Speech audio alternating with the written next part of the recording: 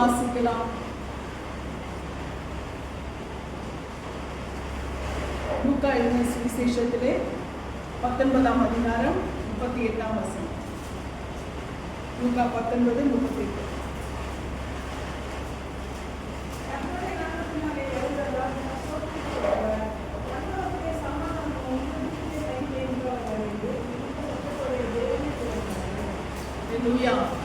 இங்கே நாம் இந்த வசனத்தை பார்க்கும் பொழுது இந்த வசனத்தை அங்கிருக்கிற ஜனங்கள் சொல்லுகிறார்கள். இந்த வார்த்தையை அங்கிருக்கிற ஜனங்கள் சொல்லுகிறார்கள். இந்த வசனத்திலே அவர்கள் சொல்லும்போது 19:28 நாம் இப்படியாய் வாசிக்கிறோம். மறுபடியும் வாசிங்கள். லூக்கா 19:38.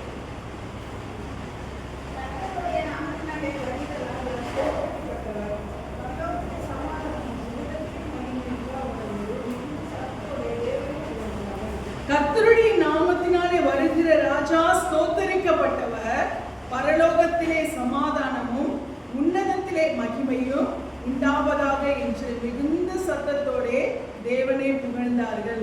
இந்த வார்த்தை எங்கே வெளிப்படுகிறது என்று சொல்லி நாம் பார்க்கும் பொழுது, இங்கே நாம் தொடர்ந்து அதற்கு முந்தின வசனங்களை நாம் வாசிப்போமானால் 32ஆம் வசனத்திலிருந்து வாசிங்கள்.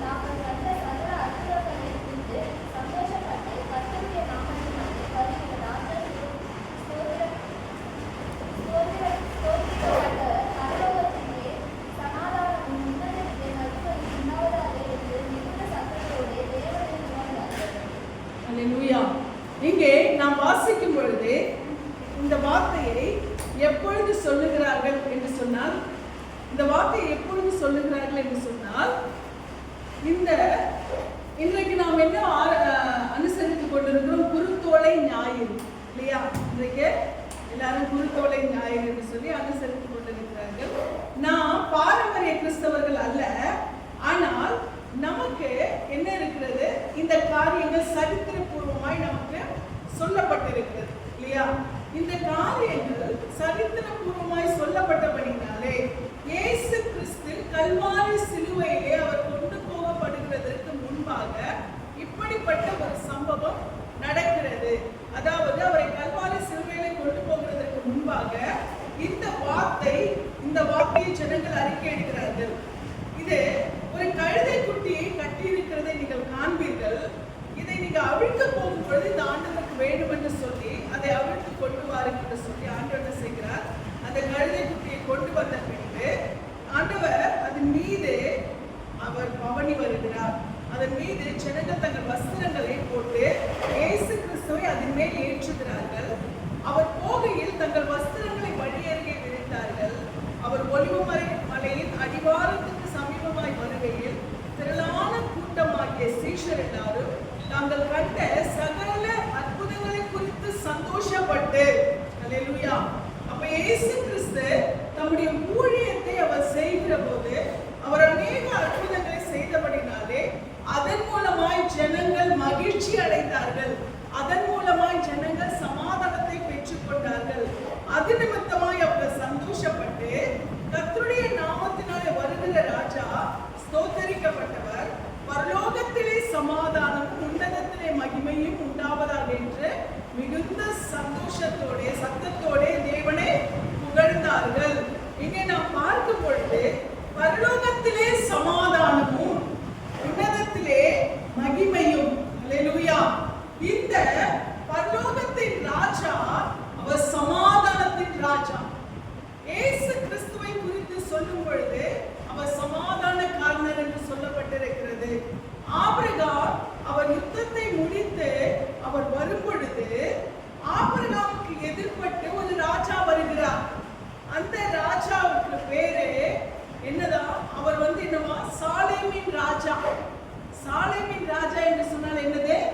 சமாதானத்தின் ராஜா.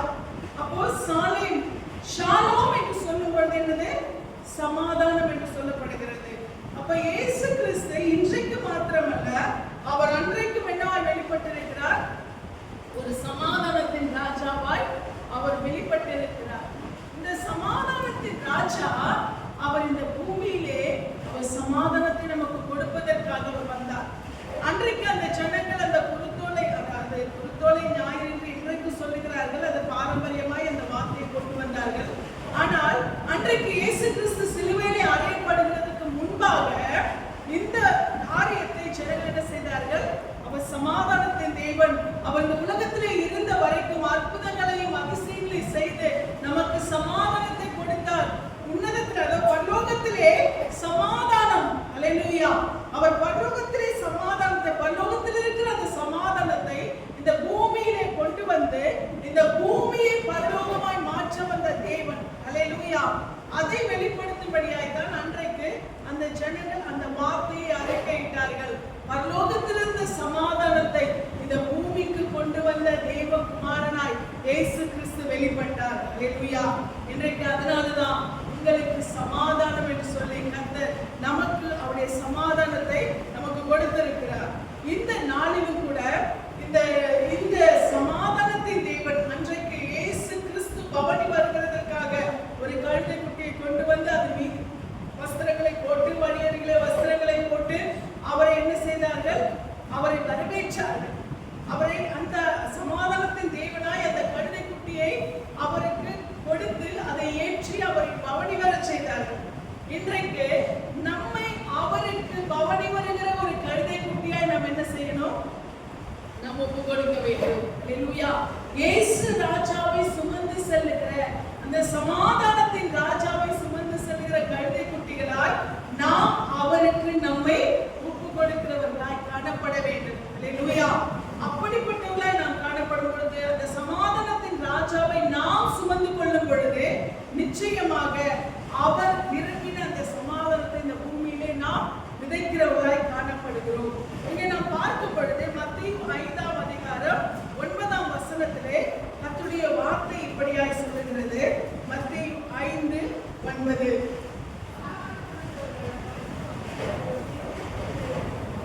ஆமென். சமாதானம் பண்ணுகிறவர்கள் பாக்கியவான்கள், அவர்கள் தேவனுடைய புத்திரர் எனப்படுவார்கள்.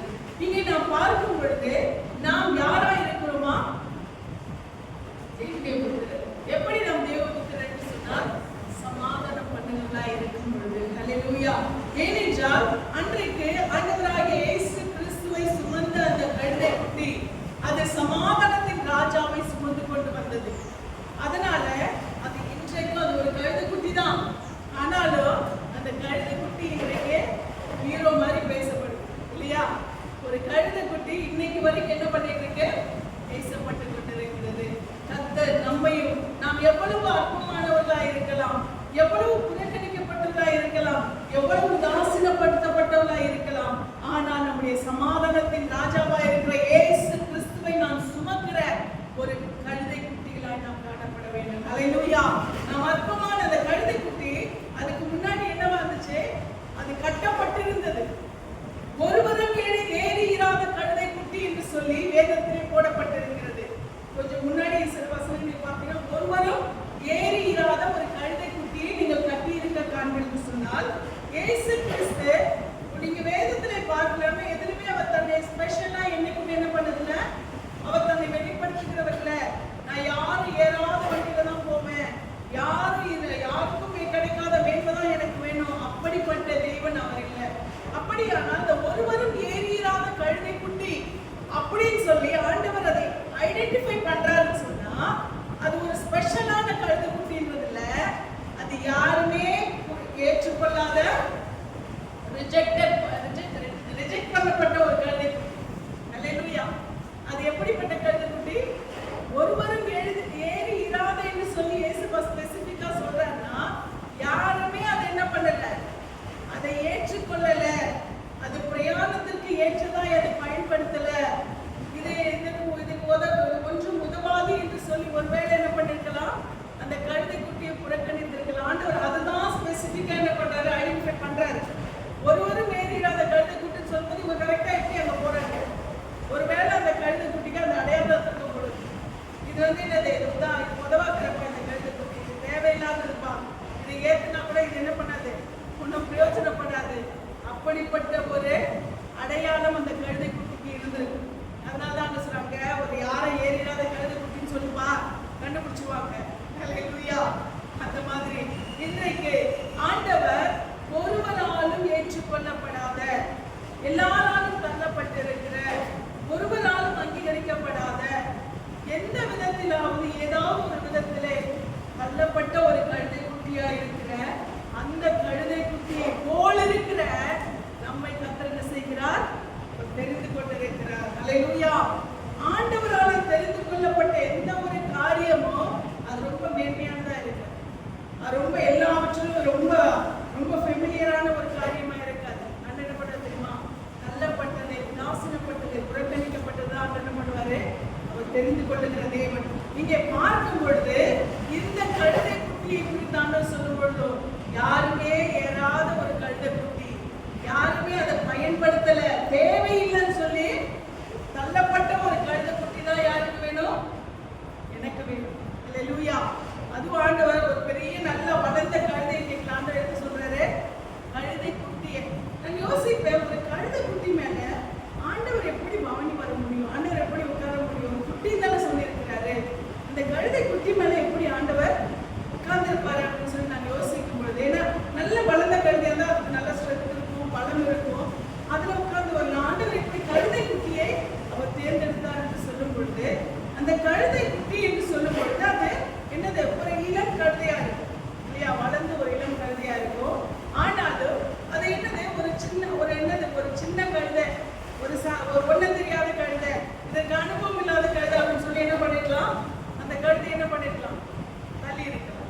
இப்படிப்பட்ட ஒரு கழுதையை தான் கர்த்தர் என்ன செய்கிறார், அவர் பவனி வருகிறதற்கு அவர் தெரிந்தெடுத்தார் என்று சொல்லி நாம் பார்க்கிறோம். அல்லேலூயா.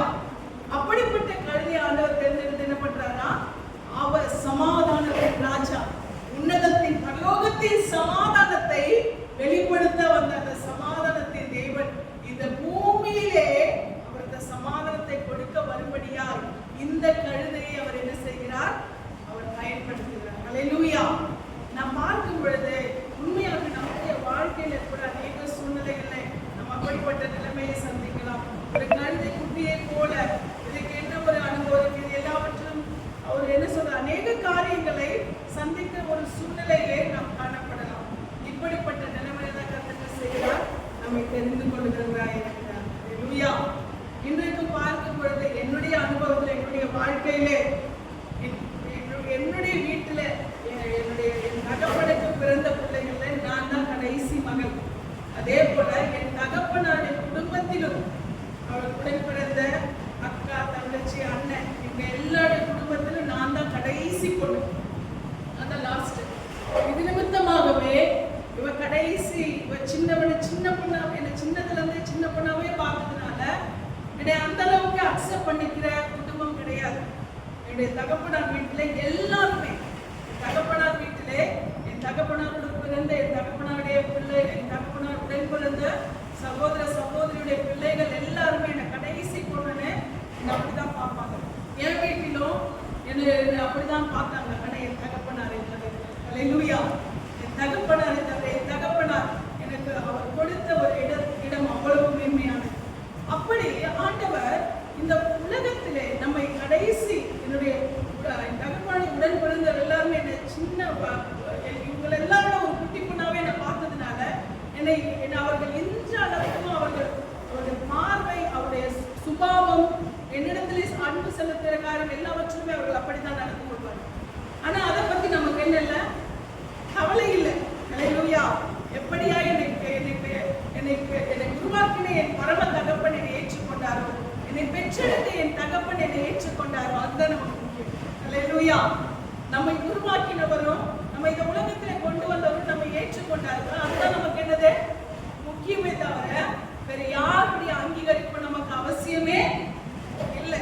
அல்லேலூயா. யாருடைய நம்மை குறித்த எந்த ஒரு காரியமும் நமக்கு முக்கியமானதே இல்லை. அல்லேலூயா.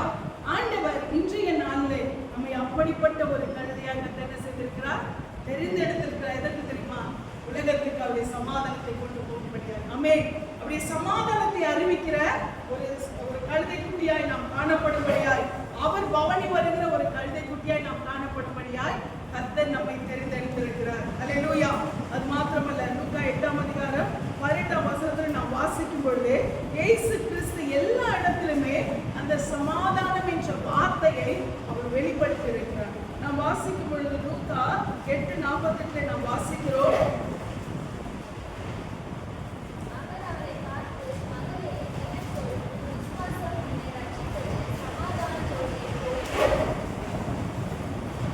வாசிக்கும் பொழுது இங்கே ஆண்டவர் அவர் அற்புதம் செய்கிறார்.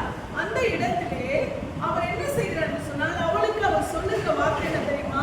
மகளே திடன் கொள், உன் விசுவாசம் உன்னை ரட்சித்தது, சமாதானத்தோடு. அல்லேலூயா. ஒருவேளை இந்த ஸ்திரீயை போல வியாதி பலவீனங்களிலே, ஒரு புறக்கணிக்கப்பட்ட ஒரு வியாதியிலே, ஒரு பலவீனத்திலே காணப்படுகிற ஒரு சூழ்நிலையிலே இருப்போமானால், அந்த பலவீனத்தின் மத்தியிலும் கர்த்தர் சொல்லுகிறார், உன் பலவீனத்தை நான் மாற்ற வல்லவராய் இருக்கிறேன், நீ சமாதானத்தோடு போ. அல்லேலூயா. ஏனென்றால் அவளுக்கு வந்த வியாதி என்பது அது சாதாரணமான ஒரு வியாதி இல்ல. அது எப்படிப்பட்ட வியாதினா, 12 வருஷமாய் அந்த வார்த்தை சொல்லப்பட்டிருக்கிறது. அந்த வியாதியின் பேர் என்னது? பெரும்பாடு. அல்லேலூயா. பெரும்பாடு என்று சொன்னால் வழக்கமாய் பெண்களுக்கு வருகிற அந்த பாடே பெரும்பாடுதான். ஒவ்வொரு மாதம் வருகிற பாடே பெரும்பாடுதான். இதுல 12 வருஷமா இந்த பெண்ணுக்கு தொடர்ந்து இந்த பாடு என்று சொன்னால் யோசிச்சு பாருங்க, எவ்வளவு பெரிய பாடு. அதனாலதான் அங்க சொல்லப்பட்டிருக்கிறது பெரும்பாடு என்று சொல்லி. 12 வருடமாய் ஒரு பெண் இந்த பெரும்பாடுக்குள்ளே இருக்கிறாள் என்று சொன்னால் அவள் நிலைமை எப்படியா இருந்திருக்கும்? அவள் ஏன் தவழ்ந்து வருகிறாள் என்று சொன்னால், அவளால் நடக்க முடியல. 12 வருஷமா இந்த வேதனை அவளுக்கு இருக்கிறது என்று சொன்னால், அவள் நடக்கக்கூடிய பலனை கூட என்ன செஞ்சுட்டா? இழந்து விட்டாள். ஏன் ஆண்டவருடைய வஸ்திரத்தின் தொங்கலின் ஓரத்தை பிடித்தாள் என்று சொன்னால், அவள் நடந்து கொண்டு போகவில்லை, அவள் நின்று கொண்டிருக்கவில்லை. ஏனால் அவளுடைய பெரும்பாடு அவளை நடக்க வைக்க முடியல, அவளை நிற்க வைக்க முடியல. அவள் புரிந்துதான் போகிறாள். அவள் தவழ்ந்து போகிற குழந்தை போல தவழ்ந்து போகிற நிலைமையில தான் இருக்கிறாள். அதனாலதான் அவள் ஆண்டவரை பார்த்து இயேசுவா எனக்கு சுகம் கொடுங்கன்னு அவளால் சொல்ல முடியல. அவளுடைய வஸ்திரத்தின் அந்த ஓரம் ஒரு தொங்கல் எனக்கு கிடைச்சா கூட, அந்த வஸ்திரத்தோட ஒரு தொங்கலோட அந்த இழை எனக்கு கிடைச்சா கூட அதுல எனக்கு சுகம் கிடைக்கும் என்ற ஒரு விசுவாசம், அந்த ஒரு இழையிலே, கர்த்தருடைய வஸ்திரத்தின் ஓரத்தின் இழையிலே அந்த ஒரு நூலை குடிச்சா போதும் எனக்கு சுகம் கிடைக்கும். எவ்வளவு பெரிய விசுவாசமா இருக்கு. இன்னொரு காரியம், அவள் மறைந்து அப்படியாய் தவழ்ந்து போகிறதுக்கு இன்னொரு காரியம், இந்த காலத்திலேயே இப்படிப்பட்ட ஒரு இந்த பாடிகள், இந்த வேதனைகள் இருக்குமானால் நாம் அவ்வளவாய் நம்முடைய வேலைகளை செய்ய முடியாது. அந்த சூழ்நிலையிலே வெளிப்படுகிற, அவர்களிடத்துல வெளிப்படுகிற அந்த துர்நாற்றம் 12 வருடமாய் அந்த பெண்ணிடத்திலிருந்து எவ்வளவு துர்நாற்றம் வெளிப்பட்டிருக்கிறது யோசிச்சு பாருங்க.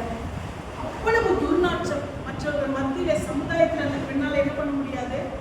நடமாட முடியாது. அப்படிப்பட்ட ஒரு நிலைமையிலே அவள் மற்றவரிடத்திலே தன்னை என்ன பண்ண முடியாது? காண்பிக்க முடியாது. இப்படிப்பட்ட ஒரு நிலைமையில தான் அவள் இயேசு கிறிஸ்துவை தேடி வருகிறாள். அந்த விசுவாசத்தின் வெளிப்பாடு அவருடைய வஸ்திரத்தின் ஓரம் எனக்கு கிடைச்சா போதும், அந்த ஓரத்துல நான் என்ன பண்ணுவேன்? சுகம் அடைவேன். 12 வருஷம் யோசிச்சு பாருங்களேன்.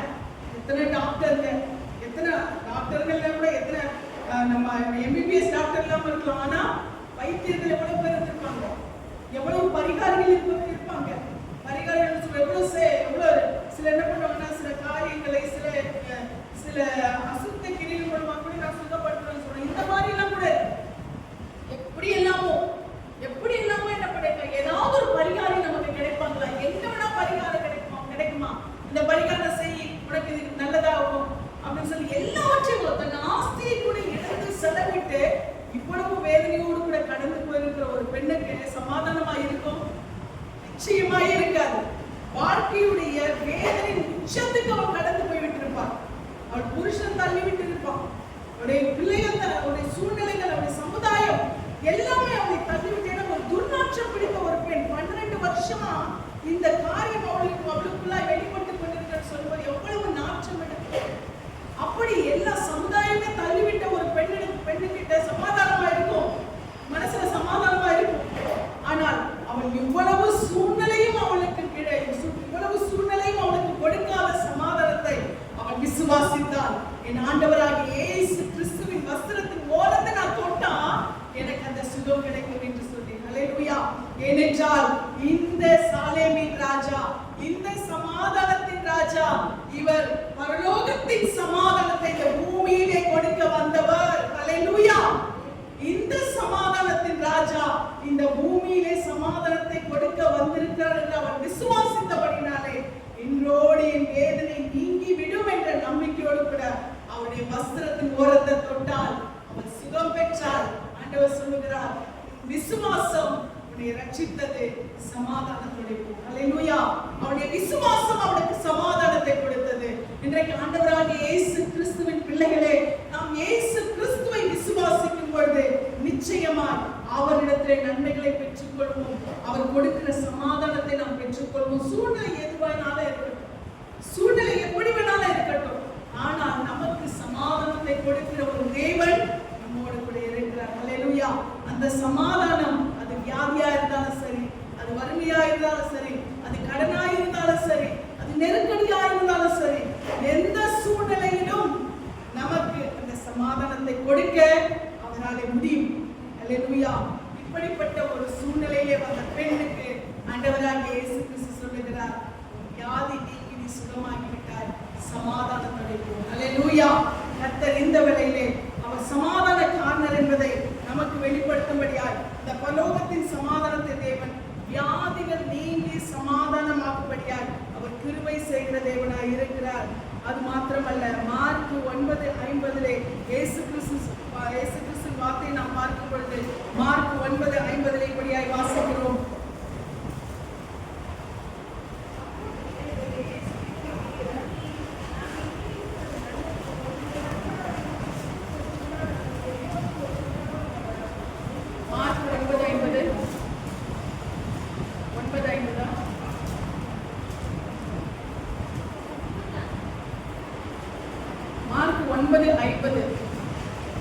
உப்பு நல்லதுதான், உப்பு சாரமற்று போனால் அதற்கு எதினாலே சாரம் உண்டாக்குவீர்கள்.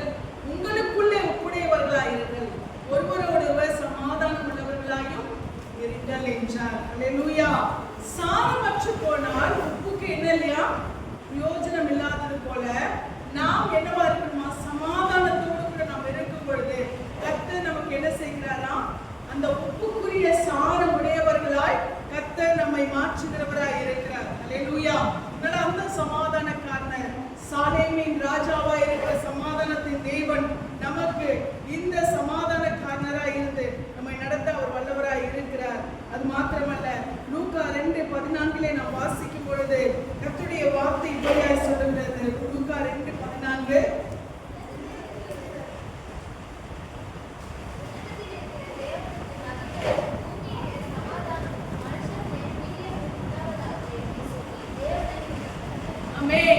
அந்த க்ஷணமே பரமசேனையின் திரள் அந்த தூதனுடனே தோன்றி. ஹல்லேலூயா.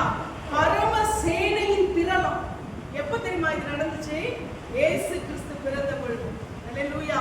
இயேசு கிறிஸ்து பிறந்த பொழுது பரலோக சேனை, ஹல்லேலூயா, பரலோக சேனை என்ன செய்கிறதா, எல்லாமே தேவ தூதனோடு கூட சூழ்ந்து கொண்டது.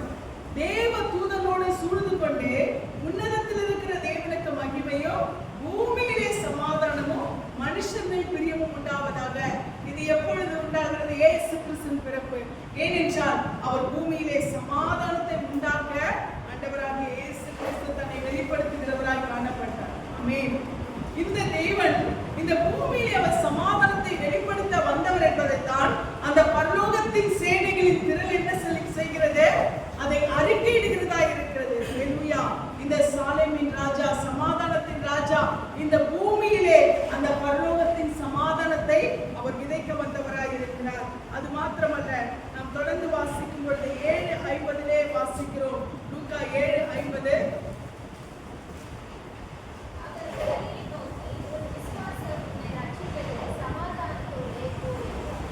அல்லேலூயா.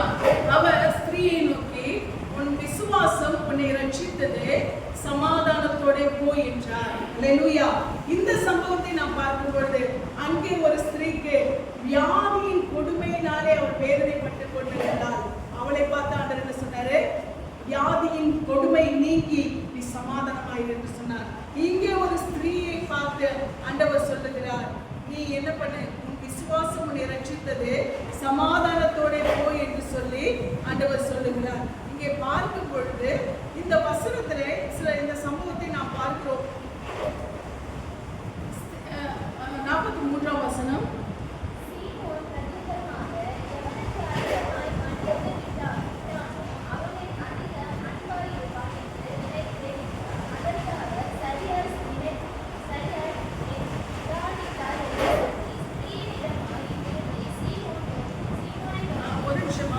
இங்கே பார்க்கும் பொழுது ஒரு ஸ்திரீ ஒரு பரிசேயன் வீட்டிலே இயேசு கிறிஸ்து பந்தி இருந்த போது அங்கே அவள் வருகிறாள்.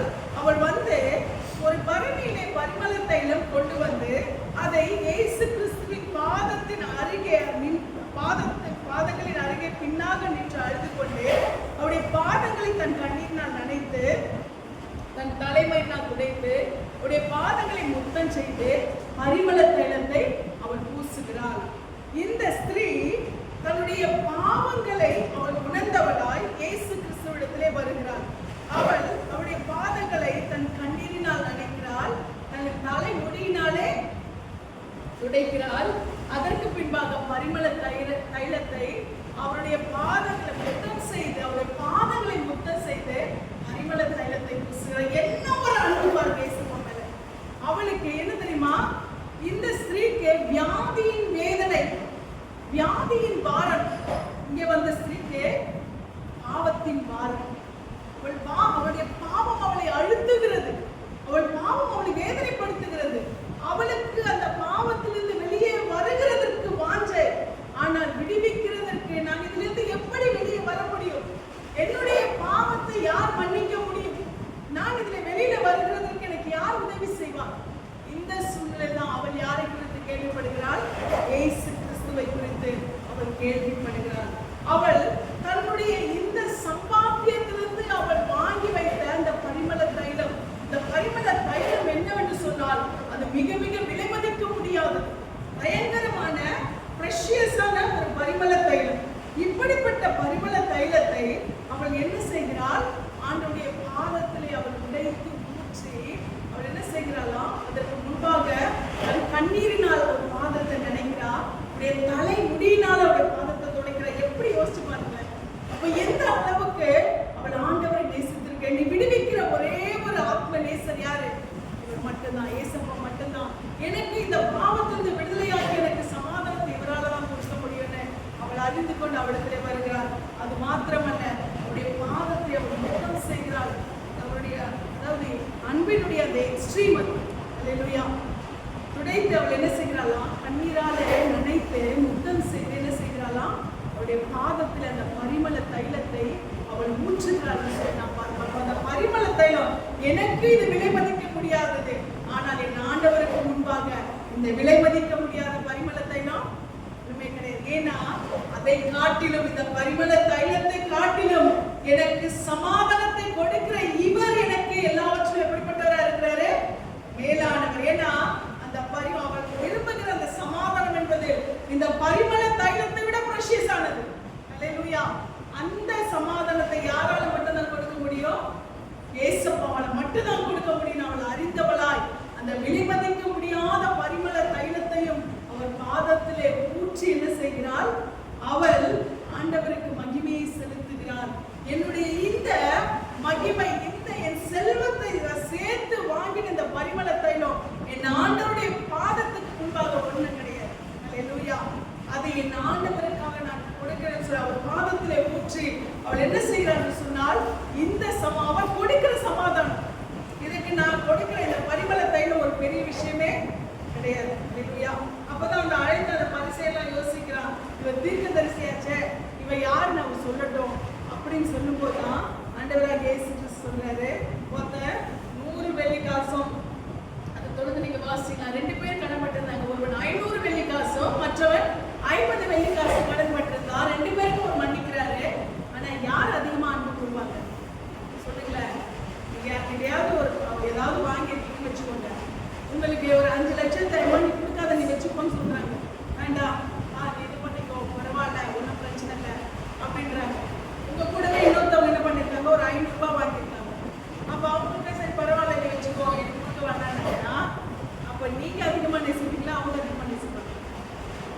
அவங்களா உங்களுக்கு 5 லட்சம் மன்னிச்சிருக்காங்க, வேண்டான்ட்டாங்க. அவங்க அப்ப நீங்க ஐயோ எனக்கு எவ்வளவு பெரிய தொகையை மன்னிச்சிருக்காங்க, எனக்கு எவ்வளவு பெரிய தொகையை வேண்டாம்னு சொல்லிட்டாங்க அப்படின்னு சொல்லி நீங்க அதிகமா உங்களுக்கு ரொம்ப என்ன சொல்றீங்க, அன்பு செலுத்துறீங்களா? இல்ல 500 ரூபாய் தானே இது பண்ணாங்க அப்படின்றதுக்காக அவங்க அதிகமா அன்பு செலுத்துவாங்களா? யார் அதிகமா அன்பு செலுத்துவாங்க? 5 லட்சம் யாருக்கு வேண்டாம்னு சொன்னாங்களோ அவங்க தானே அதிகமா அன்பு செலுத்துவாங்க. 5 லட்சத்தை எனக்கு வேண்டாம்னு சொல்லிட்டாங்கப்பா அப்படின்னா யார் அதிகமா அன்பு செலுத்துவாங்க? 5 லட்சத்தை கொடுக்க வேண்டாம்னு சொன்னவங்களே தானே அவங்க தானே அன்பு செலுத்துவாங்க அதிகமா. ஏசப்பா தான் சொல்றாரு, இவள நீங்க பெரிய பாவி நினைக்கிறீங்க, ஆனா இவ என்ன பண்ணிருக்கா, இவளுக்கு இவ்வளவு பெரிய நான் பாவத்தை மன்னிச்சிருக்கிறதுனால அவள் இவ்வளவு அன்பு எனக்கு என்ன பண்றா, அவள் வெளிப்படுத்துகிறவளா இருக்கிறாள். இங்கே பெரும் பாடுள்ள ஒரு ஸ்திரீ, வேதனையின் உச்சம், வியாதியின் உச்சத்தில் இருக்கிறவளை ஆண்டவர் என்ன செய்கிறார், சுகப்படுத்துகிறது. சமாதானத்தை கொடுத்து அவளுக்கு ஆண்டவர் என்ன செய்கிறார், அவருடைய அன்பையும் அவருடைய சமாதானத்தை வெளிப்படுத்துகிறார். இங்கே பாவத்தின் உச்சத்தில் இருக்கக்கூடிய ஒருவளுக்கு கர்த்தர் என்ன பண்றாரு, அவருடைய பாவத்தை மன்னித்து அவளுக்கு சமாதானத்தை கொடுக்கிறார். அல்லேலூயா. ஆண்டவருக்கு அளவு என்னன்னு கிடையாது, அளவு பெருசு கிடையாது. ஆனால் அவருக்கு அவரை நேசிக்கிற அந்த நேசம் தான் பெருசு. அல்லேலூயா. அநேகருக்கு நானும் இவங்கள மாதிரி இல்லை, நான் என்ன ஜஸ்ட் ஏதாவது சமயம் வரும்போது ஏதாவது ஒரு சின்ன ஒரு காரியத்துக்கு சின்ன போய் பேசுவோம், அவ்வளவுதான், வேற ஒன்றும் நான் பெரிய பெரிய பாவெல்லாம் பண்ண மாட்டேன். ஏதோ ஒரு சந்தர்ப்பம் எல்லாம் அது கூட நல்லதுக்கு தான். அது என்ன சொல்லுவாங்க தெரியுமா, அது கூட ஒரு நல்ல காரியத்துக்கு தான் நான் என்ன பண்ணுவேன், அந்த சின்ன ஒரு பொய் கூட நான் சொல்லுவேன் அப்படின்னு சொல்லிட்டு என்ன பண்ணுவாங்க, நம்மளுடைய காரியத்தை நியாயப்படுத்துவாங்க. இது பாரு எப்படி எல்லாம் பண்ணிட்டு இருக்கு பாரு, அப்புறமும் பண்ணிட்டு இருக்கு பாரு அப்படின்னு சொல்லுவான். ஆண்டவர் சொல்ற தெரியுமா, உண்மையாய் நேசிக்கிற, உண்மையாய் சமாதானத்தை தேடுகிற எவ்வளவு பெரிய பாவியா இருந்தாலும் ஆண்டவர் அவர்களை மன்னித்து அவர்களுக்கு சமாதானத்தை கொடுக்கிறவராய் இருக்கிறார். அல்லேலூயா. ஆனா ஒன்னே ஒண்ணுதான் ஆண்டவர் சொல்றாரு, நீ போ, இனி என்ன பண்ணாத, இனி என்ன பண்ணாத, பாவம் செய்யாதே. அல்லேலூயா. இதுதான் ஆண்டவர் எதிர்பார்க்கிறது, இதுதான் ஆண்டவர். ஆனா என்ன பண்ணக்கூடாது, நீ திரும்ப என்ன பண்ணாத, அதை தொடர்ந்து என்ன பண்ணிடாத, போயிடாத. அதுக்கு நான் சமாதானத்தை கொடுத்துட்டேன், அவனுக்கு மன்னிப்பு கொடுத்துட்டேன், ஆனா நீ என்ன பண்ணாத, திரும்பவும் அதை தொடர்ந்து பிடித்து கொண்டு நீ என்ன பண்ணாத, உன் சமாதானத்தை இழந்து விடாதே. அதனாலதான் கிருபையும் சத்தியமும் நிறைந்தவராய் இன்றைக்கு இயேசு கிறிஸ்து நம்ம மத்தியிலே இருக்கிறார். அப்படின்னா என்ன தெரியுமா, அன்றைக்கு கிருபை கிடையாது, இன்னைக்கு கிருபை இருக்கிறது. ஆனா அந்த சத்தியம் என்பது என்னன்னு சொன்னா, அவர் என்ன சொல்றாரு, கிருபையை வெளிப்படுத்துகிறார், ஆனா சத்தியத்தின்படி நடன்றார். இதுதான் இன்றைக்கான இயேசு கிறிஸ்துவின் நியாயப்பிரமாணத்தின் நிறைவேறுதல். இயேசு கிறிஸ்து இன்றைக்கான நியாயப்பிரமாணத்தின் நிறைவேறுதல் தெரியுமா, அன்னைக்கு கிருபை கிடையாது, கிருபை கிடையாது. ஆனா என்ன பண்ணணும், நீ இதை செய், இதுக்காக நிவர்த்தி கொடுத்துரு, இதுக்காக நீ என்ன பண்ண, நிவர்த்தி கொடுத்துரு, அதுக்கு பிறகு நீ திரும்ப செஞ்சாலும் நீ நிவர்த்தி செஞ்சு. இதுதான் அன்னைக்கு இருந்த காரியம், அன்னைக்கு இருந்த நியாயப்பிரமாணம். ஆனா இன்றைக்கு இருக்கிற கர்த்தருடைய இயேசு கிறிஸ்துவின் நியாயப்பிரமாணம் என்ன தெரியுமா, அவர் கிருபையை வெளிப்படுத்துகிறார். கிருபையை வெளிப்படுத்தி எவ்வளவு எக்ஸ்ட்ரீமாக என்ன பண்றாரு, அதை மன்னிக்கிறார். ஆனால் அந்த கிருபை நிறைந்த சத்தியம் என்ன செய்யறாருன்னு சொன்னார், மறுபடியும் அதை தொடராது. அல்லேலூயா. இதுதான் இயேசு கிறிஸ்துவின் நியாயப்பிரமாணம். ஆமென். இந்த நியாயப்பிரமாணம் இல்லைன்னு அர்த்தம் இல்ல, இயேசு கிறிஸ்துவின் அந்த நியாயப்பிரமாணம் என்ன சொன்னா, இதை ஒரு கிஃப்டா நான் கொடுக்குறேன். என்னுடைய சத்தியம் இது இல்ல, மெசேஜ் இது இல்ல. ஆனாலும் இந்த நியாயம் அன்னைக்கு இருக்கிற நியாயப்பிரமாணத்துக்கும் இன்னைக்கு இருக்க இயேசு கிறிஸ்து வந்த பிறகு இருக்கிற நியாயப்பிரமாணத்துக்கும் இதுதான் வித்தியாசம். அன்னைக்கு கிருபை வெளிப்படல, இன்னைக்கு என்ன செய்திருக்கு, நமக்கு கிருபையை வெளிப்படுத்தி அன்றைக்கு எக்ஸ்ட்ரீமான ஒரு பாவத்தை ஒருத்தர் செஞ்சான்னா உடனே சாகடிச்சிடணும். ஒரு பாவம் செய்த ஸ்திரியை கண்டுபிடிச்சா அவளை கல்லெறிஞ்சு கொன்னுடணும். ஒருத்த ஓய்வு நாளை மீறினா அவளை கொன்னுடணும். இது அன்னைக்கு நியாயப்பிரமாணம். அன்னைக்கு கிருபை வெளிப்படவில்லை. நல்லா கவனிக்கிறீங்களா? அன்னைக்கு நியாயப்பிரமாணம் இருந்தது. அன்னைக்கு அப்படியா தேவனுடைய வார்த்தைக்கு மீறி நடந்தா அன்னைக்கு க்ளோஸ் பண்ணிடும். ஆனா இன்னைக்கு அதுக்கு என்ன பண்ணுவாங்க ஜனங்க, சில காரியங்களை அவங்க செய்து விட்டு என்ன பண்றாங்க, அதற்கு பாவ நிவர்த்தி செஞ்சுட்டு மறுபடியும் செய்ய ஆரம்பிச்சுறாங்க. ஆனால் இன்றைக்கு இயேசு கிறிஸ்து வெளிப்படுகிற நமக்கு நியாயப்பிரமாணமாய் சமாதான காரணராய் வந்த இயேசு கிறிஸ்து கிருபை நிறைந்த அந்த நியாயப்பிரமாணத்தை நமக்கு வெளிப்படுத்துது. கிருபையும் சத்தியமும். இன்றைக்கு நியாயப்பிரமாணம் நமக்கு என்னவா இருக்கிறது, சத்தியம் யாரு, சத்தியம் யார், இயேசு கிறிஸ்து. அந்த சத்தியம் இன்றைக்கு எப்படி என்றால், நியாயப்பிரமாணம் நமக்கு இயேசு கிறிஸ்து என்ற சத்தியமாய் நமக்கு வெளிப்பட்டுக் கொண்டிருக்கிறது. இன்றைக்கு வெளிப்பட்ட இயேசு கிறிஸ்து நமக்கு எப்படியா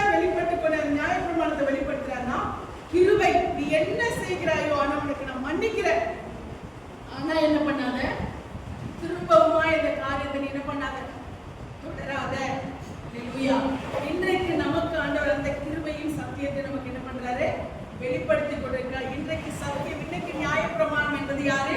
இயேசு கிறிஸ்து. அதுதான் சத்தியம், அதுதான் சத்திய வேதம். ஹல்லேலூயா. அந்த நியாயப்பிரமாணம் இயேசு கிறிஸ்துவாய் நமக்கு அவர் இன்றைக்கு நமக்கு வெளிப்பட்டு கொண்டிருக்கிறார். இதை குறித்து நான் ஒரு டீடைலான ஒரு மெசேஜா கூட நான் மற்ற இன்னொரு நாட்களில் நான் பேசுகிறேன். இங்கே பார்க்கப்படுது, அவருக்கு ஒன்னே ஒன்றுதான் தேவை, தம் கிருபையை வெளிப்படுத்தி இந்த உலகத்திலே சமாதானத்தை கொடுக்க வேண்டும். ஹல்லேலூயா. அதனால இப்படிப்பட்ட ஒரு ஸ்திரீக்கு அவர் என்ன செய்கிறார் சொன்னால், உன் விசுவாசம் உன்னை ரட்சித்தது, சமாதானத்தோட போ. ஹல்லேலூயா. எங்கே விசுவாசம் என்ற வார்த்தையை வெளிப்படுத்துகிறார் சொன்னால், தன்னுடைய இந்த சூழ்நிலையிலிருந்து விடுவிக்கிறதற்கு அவளுக்கு யாரும் இல்லை. ஆனா ஒருவரை கண்டுபிடித்தார். ஹல்லேலூயா. அவர் இந்த நிலைமையிலிருந்து விடுவிப்பார் என்று சொல்லி அவரை விசுவாசித்தார். அவளுடைய விசுவாசம் அவளை ரட்சித்தது. அதனால அவளுக்கு என்ன கிடைச்சது? சமாதானம் கிடைத்தது. அவரை விசுவாசிக்கும் பொழுது வியாதியிலிருந்து விடுதலை, பாவத்திலிருந்து விடுதலை, அப்படியாய் விடுதலை பெறுகிறவர்களுக்கு கர்த்தர் என்ன பண்றாரு? ஒரு பெரிய சமாதானத்தை கொடுக்கிறார். இந்த ஸ்திரீயை குறிச்சு அடுத்தது நீங்க வேதத்துல அவளை குறிச்சு சாப்டர்ல நீங்க புரட்டி பார்த்தீங்கன்னா, அவள் மறுபடியும் பாவம் செய்த இடத்தை நீங்க தேடவே முடியாது. ஹல்லேலூயா. அதற்கு பின்பாக அவள் இயேசு கிறிஸ்துவின் சீஷியாய் கடைசி வரைக்கும் கல்வாரி சிலுவையிலே அவர் மரித்து அவர் உயிர்த்தெழுந்த பிறகு அவரை பின்பற்றி செல்லுகிறவளாய் அவள் காணப்படுகிறாள். இதுதான் உண்மையான விசுவாசம், இதுதான் உண்மையான மனம் திரும்புதல். இதைத்தான் ஆண்டவர் எதிர்பார்க்கிறார். இதுதான் இயேசு கிறிஸ்து வெளிப்படுத்த வந்த நியாயப்பிரமாணம். ஹல்லேலூயா. அந்த நியாயப்பிரமாணம் கிருபை நிறைந்த நியாயப்பிரமாணம். அந்த கிருபையை மனுஷன் மறுபடியும் என்ன செய்யாது? அது பாவத்துக்குள்ளே விட தள்ளாது. ஹல்லேலூயா. அது அந்த சமாதானத்தின் அன்பை வெளிப்படுத்துகிறதாய் அது காணப்படுகிறது. இங்கே பார்க்கப்படுது இந்த சமாதான காரணர் நமக்கு அவர் சமாதானத்தை கொடுக்கிறவராய் இந்த வேளையிலே நமக்கு வெளிப்பட்டார் என்பதை நாம் இதன் மூலமாய் நாம் பார்க்க முடிகிறது. அது மாத்திரமல்ல, நாம் தொடர்ச்சியாய் நாம் இதை பார்க்கும் பொழுது தொடர்ந்து இந்த காரியங்களிலே இயேசு கிறிஸ்து சொல்லுகிறார். லூக்கா 19:42 நாம் வாசிக்கும் பொழுது எருசலேமை பார்த்து சொல்லுகிறார், இந்த நாளிலாகிலும் உனக்குரிய சமாதானத்தை நீ தேடாமல் போயிட்டே அப்படின்னு சொல்லிட்டு, ஏன் இந்த நாளிலாகிலும் என்று சொல்லுகிறார் சொன்னால், சமாதானக்காரனராய் இருக்கிற நான் எப்ப இந்த வார்த்தையை சொல்றாரு தெரியுமா? எல்லாம் பவனி வராங்க, இயேசு கிறிஸ்து மகிமைப்படுறார். இந்த மாதிரி சூழ்நிலையில இயேசு கிறிஸ்து அவர்கள் அந்த பட்டணத்தை பார்த்து சொல்றாரு. இதே சாப்டர்ல தான் வருது இந்த வார்த்தை.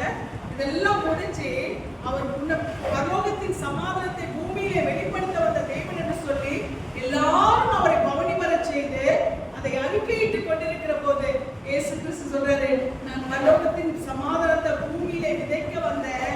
ஆனா நீ இந்த நாளிலாகிலும் எருசலேமே நீ சமாதானத்தை பெற்றுக்கொள்வாயா? ஹல்லேலூயா.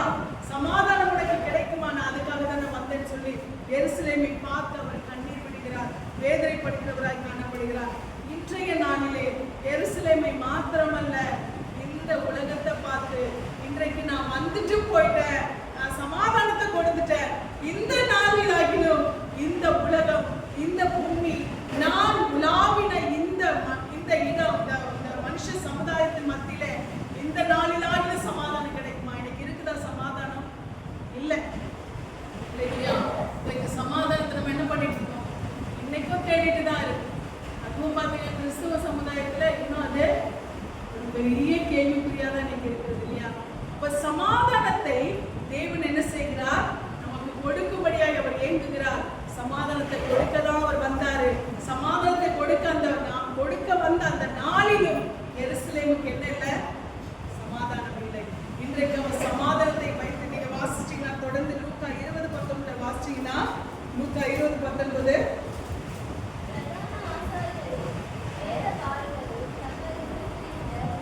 யோவான் 20:19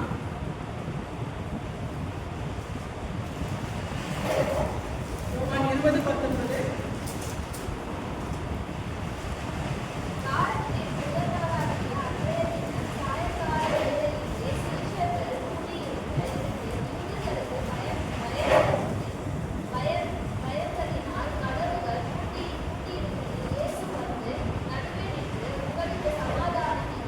இயேசு வந்து நடுவே நின்று உங்களுக்கு சமாதானம் என்ற சூழ்நிலை தெரியுமா? பயத்தின் நடுவிலே அங்கே ஆண்டவர் வியாதியின் கொடூரத்தின் மத்தியிலே இருந்த அந்த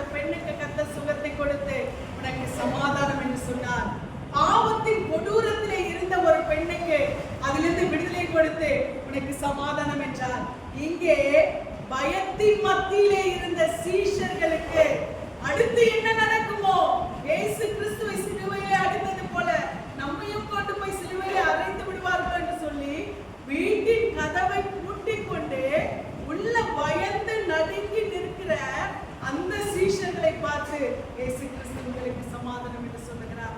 இன்றைக்கு ஆண்டவராக இயேசு கிறிஸ்து எந்த சூழ்நிலையை பார்த்து நாம் பயந்து கொண்டிருக்கிறோம்? ஆண்டவரே, நாளைக்கு எப்படி நடக்கும் ஆண்டவரே? என் எதிர்காலம் எப்படி இருக்கும் ஆண்டவரே?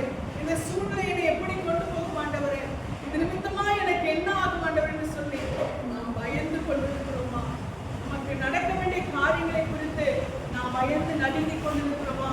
ஆண்டவராக இயேசு கிறிஸ்து சொல்லுகிறார், உங்கள் பயம் நீங்கி நீங்கள் சமாதானமாயிருக்கீங்க. அல்லேலூயா. பயந்து கொண்டிருக்கிற நம்மை பார்த்து இயேசு கிறிஸ்து சொல்லுகிறார், நான் நினைச்ச காரியம் எனக்கு நடக்கும் ஆண்டவரே, இந்த காரியத்தில் எனக்கு வெற்றி கிடைக்கும் ஆண்டவரே, இந்த காரியம் எனக்கு கிடைக்குமா ஆண்டவரே என்று சொல்லி நாம் பயந்து கொண்டிருக்கிறோம். அல்லேலூயா. சில வேளைகளில் சில மனுஷனுடைய அச்சுறுத்தல்களை பார்த்து நாம் பயந்து கொண்டிருக்கிறோம். ஆண்டவராக இயேசு கிறிஸ்து சொல்லுகிறார், பயந்து கொண்டிருக்கிறவர்களை பார்த்து சொல்லுகிறார், உங்களுக்கு சமாதானம். அல்லேலூயா. ஆமென். இன்றைக்கு ஆண்டவர் நீங்க அவர்கள் நடுவிலே வந்து அவங்க அந்த நேரத்துல இயேசுவை நினைக்கிற நிலைமையில கூட இல்லை. அவங்களுக்கு ஒரே ஒரு எண்ணம் தெரியுமா? ஐயோ, எங்களை எப்படியாவது காப்பாற்றணும், எங்களை எப்படியாவது இந்த இவர்கள் என்ன எது செஞ்சிருப்பாங்களோ, எந்த சூழ்நிலையில நம்மை கொண்டு போடுவார்களோ, இப்படிப்பட்ட நிலைமையில பயந்து கொண்டிருந்தவர்கள் இயேசு கிறிஸ்து வர வைக்கிறது கூட அவங்க கதவை திறக்கல. கதவை திறக்காத அவங்க மத்தியில் இயேசு பண்ண பண்றது தெரியுமா? நடுவே வந்து நிற்கிறார். அல்லேலூயா.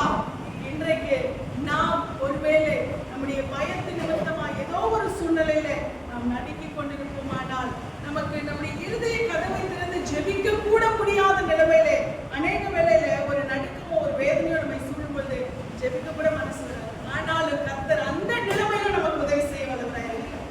அல்லேலூயா. அவங்க ஆண்டவரை கூப்பிடுற திராணி கூட அவங்களுக்கு அந்த இடத்துல இல்ல, பயம் மட்டும்தான் அவங்களுக்கு இருக்கு.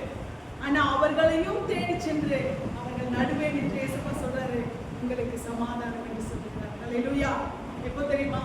ஜீவனை கொடுத்து உயிர்த்தெழுந்து ராஜாதி ராஜாவாய் உயிர்த்தெழுந்த பிறகு அவர் அவர்களுக்கு மத்தியிலே கடந்து வருகிறார். அல்லேலூயா. நமக்காக ஆண்டவர் எல்லாவற்றையும் செய்து முடித்த தேவனாய் நம்மை பார்த்து சொல்லுகிறார், உங்களுக்கு சமாதானம். அல்லேலூயா. நமக்காக அவர் எல்லாவற்றையும் செய்து முடித்து விட்டார். ஆமென். நமக்காக எல்லாவற்றையும் செய்து முடித்த அந்த சமாதான காரணம் நம்மோடு கூட இருக்கும் பொழுது அந்த சமாதானத்தை நாம் தைரியமாய் பெற்றுக்கொள்ள வேண்டும். அல்லேலூயா. எல்லாவற்றையும் நமக்கு ஜெயித்த நம்முடைய தேவன் நம்மோடு கூட இருக்கிறார். அது மாத்திரமல்ல, நாம் தொடர்ந்து இந்த வசனத்தை வாசிக்கும் பொழுது யோவான் 14:27 இப்படியா இயேசு கிறிஸ்து சொல்கிறார், சமாதானத்தை வைத்து போகிறேன். அல்லேலூயா. உலகம் கொடுக்கக்கூடாத சமாதானத்தை வாசிமா.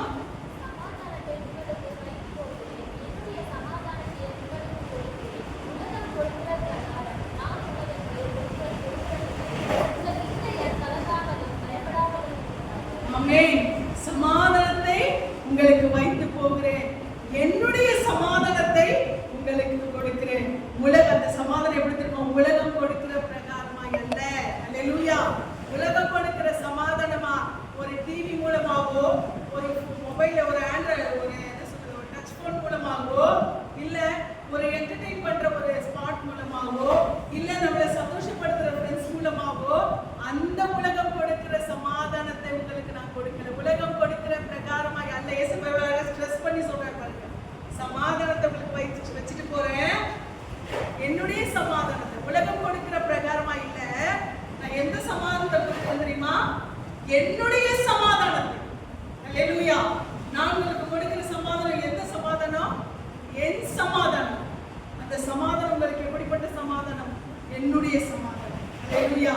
அது உலகம் கொடுக்கிற பிரகாரம், உலகம் கொடுக்கிற அந்த உலகம் தரக்கூடிய அந்த சமாதானம் அல்ல. உலகம் கொடுக்கக்கூடிய என்டர்டெயின்மெண்ட் இல்ல, உலகம் கொடுக்கிற சினிமா அல்ல, உலகம் கொடுக்கக்கூடிய உல்லாசம் அல்ல, உலகம் கொடுக்கக்கூடிய நாகரிக வஸ்துக்கள் அல்ல. நான் கொடுக்கிற சமாதானம் அந்த சமாதானத்தை கொடுக்காது, சமாதானத்தை எடுக்கும். அல்லேலூயா. என்னுடைய சமாதானம். அல்லேலூயா. கிறிஸ்துவுக்குள்ளான சமாதானம் நமக்கு ஒரு நிரந்தரமான சமாதானத்தை, நிரந்தரமான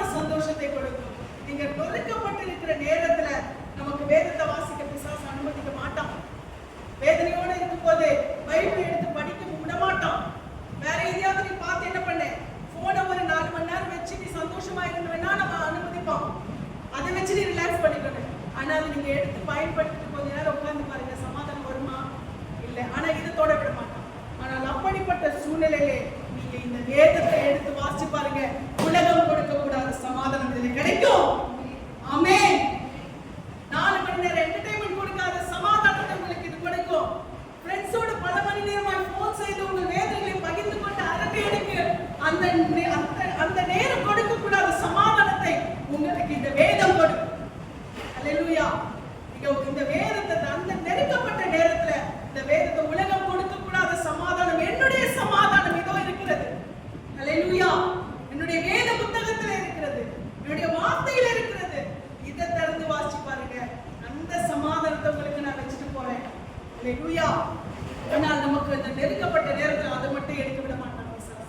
ஆனால் அந்த நேரத்துல அதை மேற்கொண்டு இந்த வேத புத்தகத்தை கையில எடுத்து அந்த வேத வசனத்தை வாசிச்சு பாருங்க, உங்கள் உள்ளத்திலே உலகம் கொடுக்க கூடாத சமாதானம் இதிலே கிடைக்கும். அல்லேலூயா. என்னுடைய சமாதானத்தையே உங்களுக்கு என்ன பண்ணிருக்கேன், நான் வைத்து விட்டு போகிறேன். உங்கள் இருதயம் கலங்காமலும் பயப்படாமலும் இருப்பதாக. அல்லேலூயா. கலங்காதீங்க பிள்ளைங்களே, பயப்படாதீங்க, நடுங்காதீங்க. இருதய கலக்கத்தை எடுத்து போடுங்க. உங்கள் இருதயத்தை ஸ்திரப்படுத்துகிறவர், உங்கள் இருதயத்திலே சமாதானத்தை கொடுக்கிற தேவன் நம்மோடு கூட இருக்கிறார். அல்லேலூயா. அவருடைய சமாதானம் நம்மோடு கூட இருக்கிறது. அவர் சமாதான காரணர், அவர் சமாதானத்தின் தேவன். உலகம் கொடுக்கிற சமாதானம் அல்ல அவர் கொடுக்கிறது. தற்செயலான சமாதானம் அல்ல, தற்காலிகமான சமாதானம் அல்ல, நிரந்தரமான சமாதானம், என்னுடைய சமாதானம் என்று அவருடைய சமாதானத்தை நமக்கு வைத்து விட்டு போகிறார். இன்றைய நாளிலே நாம் அந்த சமாதானத்தை நாம் பெற்றுக்கொள்வோம். அந்த சமாதானத்தின் பலனிலே நாம் எப்பொழுதும் நிற்போம். இயேசு மறுபடியும் 20:21 வாசிக்கலானால், யோவான் 20:21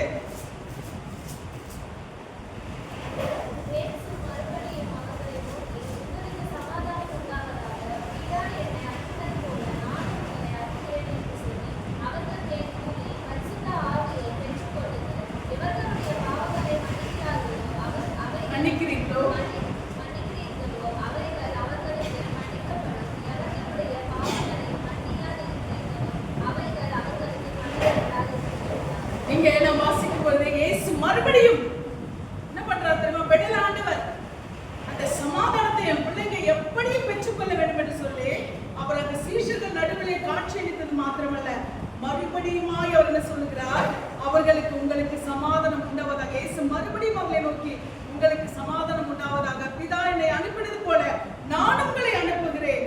நான் உங்களுக்கு சமாதானத்தை கொடுத்தேன், ஆனா இனிமே நீங்க சமாதானத்தை பெற்றுக்கொள்ளுங்களா இல்ல, மற்றவர்களுக்கு சமாதானத்தை கொடுக்கிறதா இருப்பீங்க. அல்லேலூயா. இயேசு கிறிஸ்து சொல்லுகிறார், பரிசுத்த ஆவியை பெற்றுக்கொள்ளுங்கள்.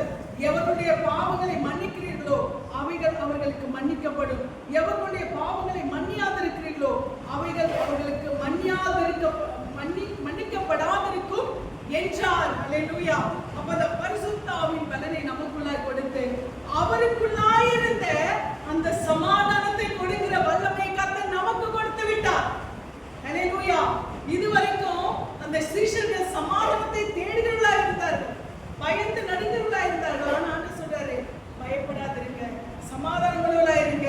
உங்களுக்கு சமாதானம், உங்களுக்கு நான் என்னுடைய சமாதானத்தை கொடுத்து மற்றவர்களுக்கு சமாதானத்தை கொடுக்கிறவர்களாய் உங்களை நான் மாற்றிவிட்டேன்.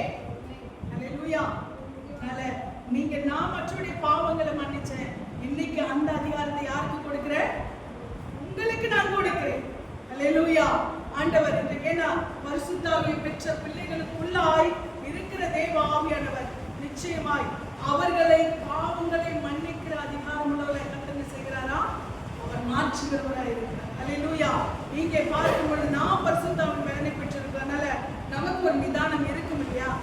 பாவத்துக்கும் நீதிக்கும் நமக்கு வித்தியாசம் தெரியும். அப்ப ஆண்டவர் சொல்லுகிறார், அப்படிப்பட்ட பலனை நீங்கள் பெற்றுக்கொள்ளுகிறார், மாறுகிறீர்கள் என்று சொல்லி அவர் சொல்லுகிறார். அதனாலதான் நம்மை ஆண்டவர் ஏசாயா 52:7 படியாய் சமாதானத்தின் சுவிசேஷத்தை அறிவிக்கிற சுவிசேஷகர்களாய் நம்மை மலையின் மேல நம்முடைய பாதங்களை கர்த்தர் அழகானதாய் பார்க்கிறார். அல்லேலூயா.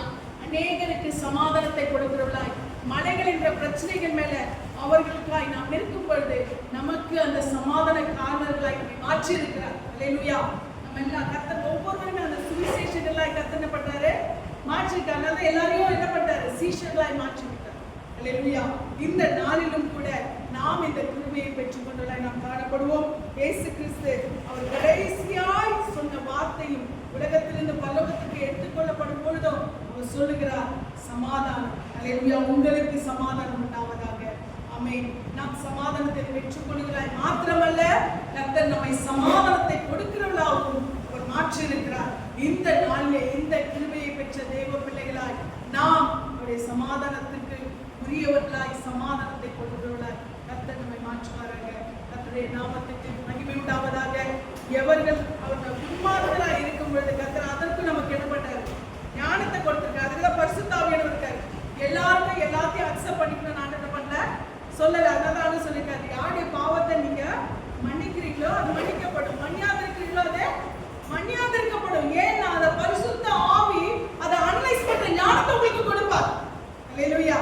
அதனால எல்லாரையும் ஏற்றுக்கொள்ளுகிறது அந்த ஞானத்தை என்ன பண்ண பரிசுத்த ஆவி நமக்கு கொடுக்கல. அதை நம்ம எதை எப்படி அறிந்து கொள்ள வேண்டும் என்ற ஞானத்தை நமக்கு என்ன பண்ணிருக்கிறாரு, கொடுத்திருக்கிறார். இந்த நாளிலும் நம் சமாதானத்தை பெற்றுக் கொண்டவர்கள் நம் சமாதானக்காரர்களாய் கர்த்தர் நம்மை மாற்றுவார். கர்த்தருடைய நாமத்துக்கு மகிமை உண்டாகட்டும்.